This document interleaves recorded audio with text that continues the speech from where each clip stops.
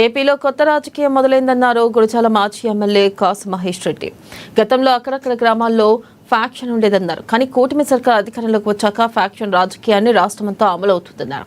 అక్రమ కేసులతో ప్రతిపక్ష నాయకులను అణగదొక్కాలని చూస్తుందన్నారు. ఇక కొంతమంది పోలీసులు పచ్చ చొక్కా వేసుకున్న టీడీపీ కార్యకర్తల్లా పనిచేస్తున్నారని మండిపడ్డారు. గతంలో వైఎస్ జగన్ ను జైలుకు పంపడంతోనే కాంగ్రెస్ తుడిచిపెట్టుకుపోయిందన్నారు. ఇదే రిపీట్ చేస్తే కూటమి పరిస్థితి కూడా ఇలానే ఉంటుందన్నారు మహేష్ రెడ్డి. ఎమ్మెల్యేలు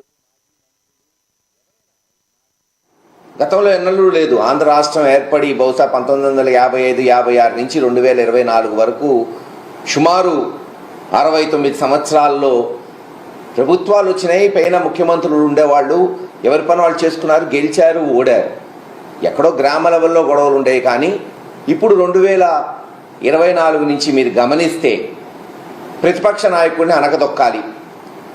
ప్రతిపక్ష పార్టీలోని సోషల్ మీడియా వాళ్ళు కావచ్చు, నాయకులు కావచ్చు, ఎమ్మెల్యేలు, మాజీ మంత్రులు, ఎవరైనా మాజీ ఎంపీలు, లేదు ఇప్పుడున్న ఎంపీలు కావచ్చు, ఎమ్మెల్యేలు కావచ్చు, అక్రమ కేసులు పెట్టడం, అక్రమంగా వాళ్ళని జైలుకు పంపించడం, చివరకు ఐఏఎస్ ఐపీఎస్ని కూడా రిటైర్ అయిన వాళ్ళు కావచ్చు, ఇప్పుడు పనిచేస్తున్న వాళ్ళని సస్పెండ్ చేసి వాళ్ళ మీద కేసులు పెట్టి అనగదొక్కాలి.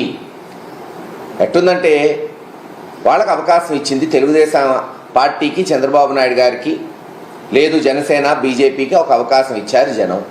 మీరు ఇచ్చిన హామీలు నిలబెట్టుకోండి, ఎవరూ దానికేమో అడ్డం తగలట్లేదు. వైఎస్ఆర్సీపీ పార్టీ కావచ్చు, జగన్మోహన్ రెడ్డి గారు కావచ్చు.